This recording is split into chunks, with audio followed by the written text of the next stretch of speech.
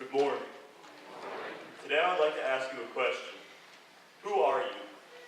And by this I do not mean your name, because the name is just a label you're given by your parents. I'm asking who you are. What makes you, you? This question cannot possibly be answered by a single phrase, or even hours of description of yourself. Because in truth, can we really explain with words who we are? I think it is much more difficult than this. So let's start out with a common identification that includes all of us. We are all human. We all fit under this one category. But as a whole species, we seem to neglect this common title that we all share. However, we long for more than to our name. This is where labels begin. From wanting to be acknowledged for the traits we deem superior, strong, smart, and respected.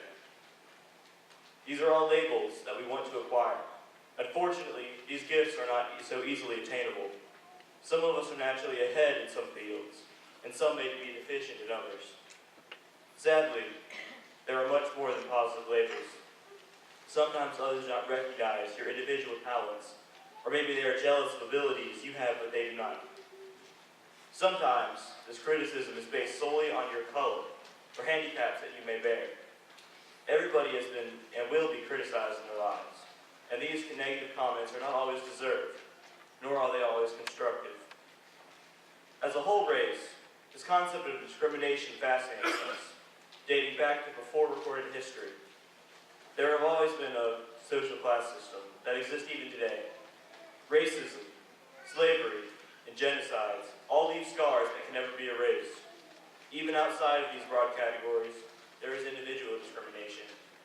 Calling each other stupid, that they are bad at their sport, or making fun of them for their grades.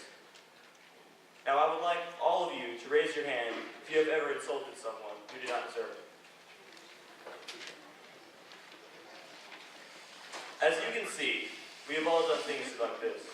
No one is completely innocent when it comes to this sticky subject. However, no one will be free of criticism either. Even Jesus Christ, who is the main prophet and Son of God in Christianity, and is recognized as an excellent ideological teacher in other religions, was insulted.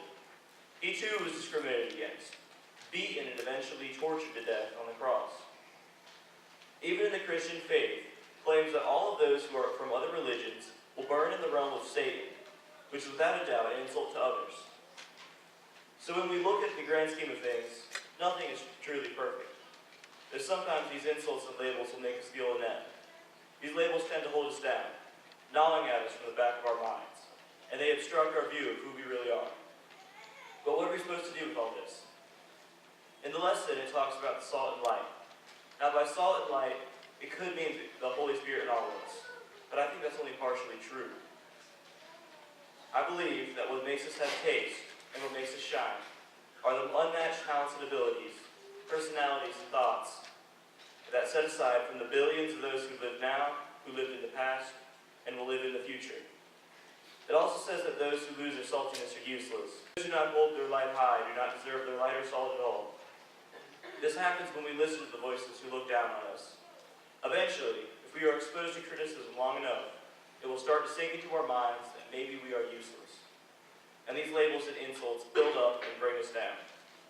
But let's get back to the more positive side. Since people can make us feel useless, rejected, and depressed, they can also help us feel better. I'm sure we all have one or a few friends we can talk to when we feel bad. And those people can help lift the labels that were stuck to our chest. And maybe they can make it so the next time others try to stick negative labels to us, it will slide right off.